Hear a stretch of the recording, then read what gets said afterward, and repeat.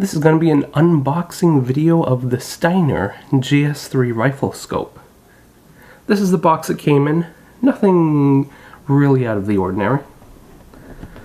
On the box it talks about the Steiner Plex reticles, heritage warranty, proudly designed, machined, and assembled in the USA. One piece 30mm tube, 5x zoom. Yeah, so nothing really. It's a nice box. The side of the box gives us a little bit more of the specs. This is a Steiner 4-20 by 50mm. It's their GS3 matte black 30mm tubes, and it's item number 5007.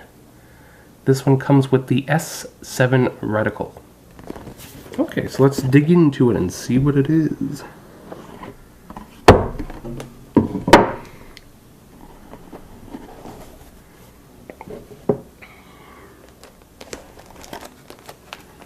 Looks like you get a Steiner sticker. Nothing escapes you. Pretty cool. I see a paper here saying the Steiner reticle guide. On the opposite side looks like a manual and a nice little lens cloth. Microfiber lens cleaning cloth. And I'll be honest with you, that's about it.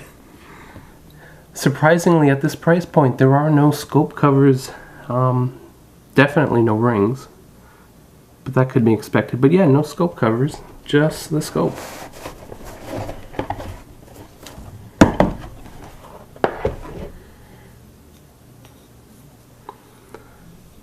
Out of the box, it's chunky, but it's not overly heavy. It feels solid.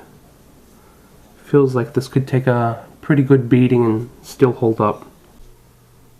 Okay, here's a close-up view of the scope and some of its features. At the rear, you have a fast focus eyepiece, a diopter corrector, and it's stiff. You really have to want to turn it. And for diopter correctors that aren't lockable, I think this is preferable. You don't want this adjusting on you. So that's the maximum extension. Nice and stiff. This is rubber.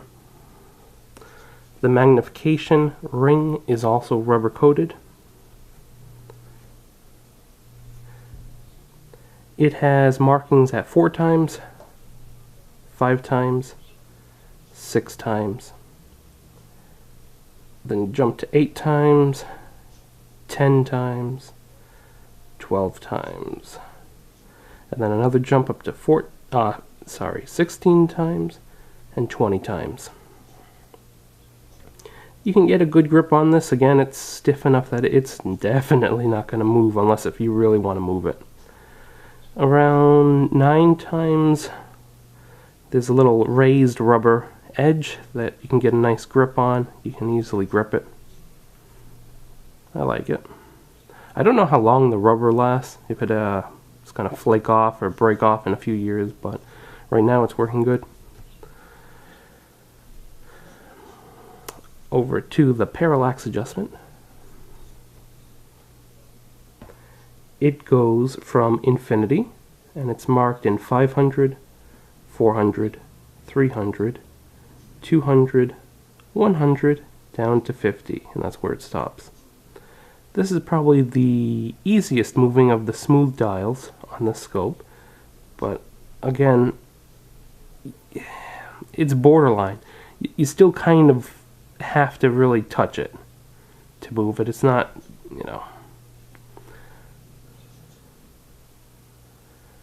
not bad. Now the elevation turret. You have screw down caps. Feel like aluminum caps. It's a minute of angle adjustment, so each click is a 1/4 minute of angle.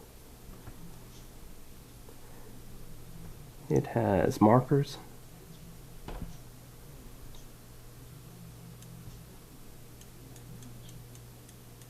I like this. It's got a nice sound, nice feel.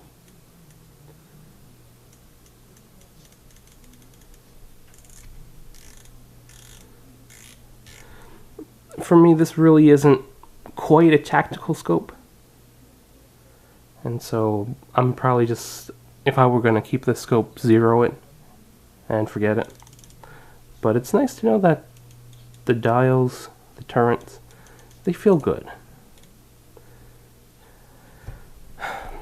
Camera's barely not going to pick it up, but they have punched a little indent, and I think that's where you're supposed to read off the number, but it's not very precise. It lines up in between two marks. So right now I have it right here. I don't know if I'm at 3 or 2 3/4 minute of angle. So it's not a big deal. Screw this back on. Once you get near the end, it feels like you're going up against a rubber O-ring, which is nice. Help keep out the water. The windage knob, same deal. 1/4 minute of angle. Starts at 0, goes up, and ends off at 14. You'll get back at 15. Still feels good. Nice sound.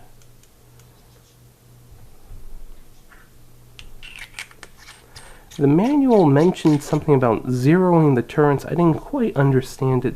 They show shoving a flathead screwdriver in, and that's where it ended. It didn't really explain quite how to do it. I'm guessing you have to pry it up or something. I don't know if you have to take off the screws or what, but because this scope is going back, I'm not going to play around with that. And on the bottom, it's not just flat. It's got this little, well, protrusion. I don't know what you want to call it. I'm guessing this is an access port for the people that make the scope, so they can fill it with a noble gas, or if they need to do maintenance or something. I don't know. It's the first scope I've ever had that had that thing. And that's about it. No sunshade was included, and the outside lens comes pretty close to the edge of the bell housing. It looks like there might be threads on the end of it, so maybe you can purchase a sunshade accessory, I don't know, but it didn't come with it. Steiner.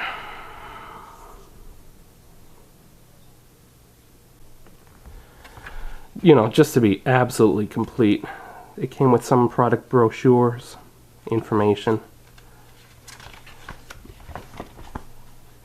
Here it is showing you how you can adjust and zero the scope. They're showing a screwdriver prying out of the turrets. I don't know if you have to take off the 2 screws, but it's weird. One thing I did notice, and this is the Steiner Rifle Scope Technical Manual. My scope is the S7. And here they have a picture of the S7 reticle, and that is what is on this scope. They talk about how it works, how you have wind hold-offs. Let me see if I can get it good. There you go. So you can use the outside wind tree for 10 mph crosswind, the inside for 5 mph, and they give you different yardages. They say this one is set up for the 22-250 load, but of course you can use it for any load and ballpark it, make your own cheat sheet. That's the scope reticle, but the other piece of paper they gave me is the actual Steiner reticle guide, and this I thought was very interesting. Here they call the S7 reticle an S1, but it's actually an S7, and over here the S7, that's actually their S1, so even Steiner screws up. It's just weird. You know, take it for what it's worth. I wouldn't have expected such a technical mistake on their part, but so when I was reading this, I read this first and I'm like, I thought I had the S7, but this is what I actually had. and they're calling it an S1, but this is a view looking through the reticle at a white background. I actually like this reticle. It's not very busy. There's no vertical post above the center, so this allows you to see your subject while it interacts with its environment. You get a few divisions, you get a few little wind tree hold-offs. Again, this is not a first focal plane reticle, but I like the way it looks. I have no real complaints about the reticle. The only thing that I noticed is it's not probably an etched reticle. And the downside of that is if you have light coming in through the rear of the scope, through the eyepiece, whether it's actually light going in or light reflecting off your face or whatever, the reticle lights up a little. It doesn't stay pure black. It'll get that golden shimmer to it. At this price point, I don't expect an etched reticle, so that's not a big deal. I currently have it set at 4 times magnification, and as I move the camera around, you can see eye placement is not critical at this magnification. But as I start to dial it in, it becomes a pain. So let me go just to 10 times. Okay, this is 10 times magnification. Reticle still looks about the same. If I move the camera around a little bit, it starts to become a little bit more finicky. A little bit more. If I go all the way up to 20 times, here's the reticle at 20 times. Again, no difference. But now if I move the camera around, I mean, I'm moving the camera not much at all. You don't have much room to work with. If I pull back a little bit, so right around there, it's very finicky. Your eye has to be perfectly lined up, and I get a lot of fatigue looking through the scope. Going back to the Bushnell Elite Tactical or some of my loopholes, it's very refreshing. I just don't like looking through the scope. I like the reticle though. Nice reticle. The optics, not a big fan of it. What I've done now is I've moved my camera back, and we're still looking through the rear of the scope. This main dot, the small dot, that is the actual image. So when your face is somewhere close to the scope, that image fills mostly your whole iris, and you just see the image. But pulled back, you see its size, but then if you look around it, you see all of this light color. And what that is you're actually seeing inside of the scope. And that is all light reflecting off the edges inside the scope body. And that's not good. You don't want to see this light reflection. You want some sort of coating, some sort of milling that absorbs light that hits the inside of the tube. And what you're getting here, it's not good. A lot of reflected light, and this helps contribute to the slightly washed out, not as vivid colors image. It's very disappointing. Here's the scope at 4 times. Now the camera is set to manual exposure and manual focus, so as we go through the zoom range, if you see the image getting darker, that's because it is getting darker. It's not the camera automatically adjusting, and if things get wacky with the focus, which I don't expect they will, that's because they are. 5 times.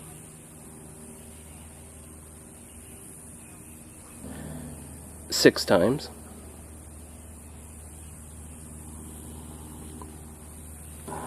8 times.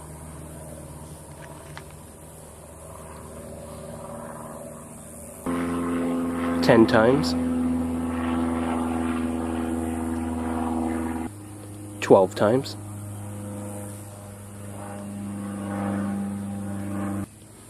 16 times. 20 times.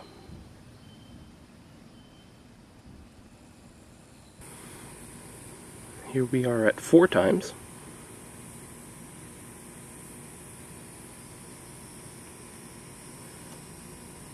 5 times.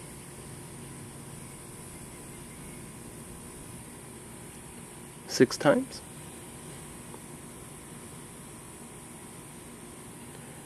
8 times.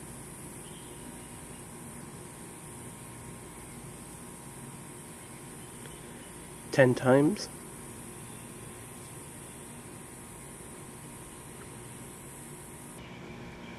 12 times.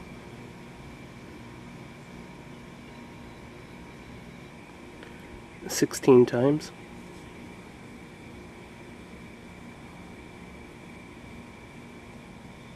And 20 times.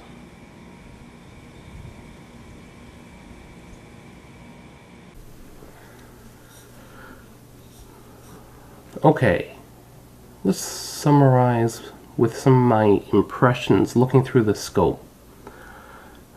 Right off the bat, on the first day I compared it to my Bushnell Elite Tactical 3.5 to 21 power by 50mm objective. That's the one with the G2 DMR reticle. It's a decent scope for the price. It's a value-oriented tactical scope. And I thought this would be kind of on the same idea, but being Steiner, a German company, having lenses made in Germany and assembled in the USA, I was expecting optics better than the Bushnell, maybe on par with Leupold. But sadly, that wasn't the case. When I looked through this and I compared it to the Bushnell Elite Tactical, it was night and difference. The Bushnell won in almost every respect. The Bushnell had a sharper image, much easier to position your eye. It was more usable throughout the magnification range. It was a flatter image. What I noticed with this scope, the Steiner, is if I have it down on 4 power, I look through it, I'll adjust the parallax so that when I move my head, the object doesn't move relative to the reticle. But if I then zoom in to like 10 times, without changing the scope and looking at the same object, I move my head, it's no longer correctly set up for parallax.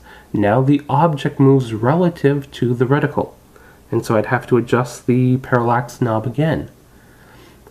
On the Bushnell Elite Tactical, this is not the case. No matter what magnification, set the parallax and it's good for the whole range. So that was a disappointment with this. I was not used to it, and actually I think that's the first scope I really noticed it on. Looking through the eyepiece, your eye position is critical. I've never encountered a scope in this price range that was so finicky. After about 8 times magnification, so from about 8 to 20, I almost can't get a sharp image. I try to position my eye and it's just very, very hard. Most of the times, if you're just off by the tiniest bit, it gets cloudy. About half of the image gets blurry. It's very, very disappointing. The Bushnell wins in this respect big time. It's unbelievable. Looking through it, the image was pretty flat. It had a tiny bit of distortion.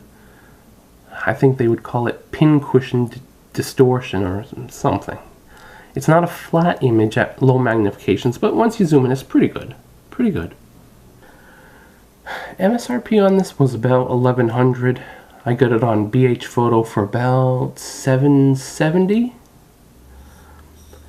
At this price point, you almost expect a first focal plane reticle. That was not the case on this, but for my applications, I didn't need it. And I said, well, maybe I'll be paying more for better optics. And I was thinking maybe it's going to be comparable to a Leupold, or heck, maybe even better, being a German optics company. But no, the Bushnell wins. So overall, definitely wouldn't recommend it at the price. I mean, it's very surprising. I thought for sure maybe they shipped it from the factory with it maxed out on windage and elevation. And so I found how many turns were for each dial. I centered it, looked through it again. Same issues I had. Same issues. So it wasn't that. It feels very good. Feels like it's built very nicely. All of the turrets, everything that operates and moves, feels good. It's just I'm disappointed by the optic quality.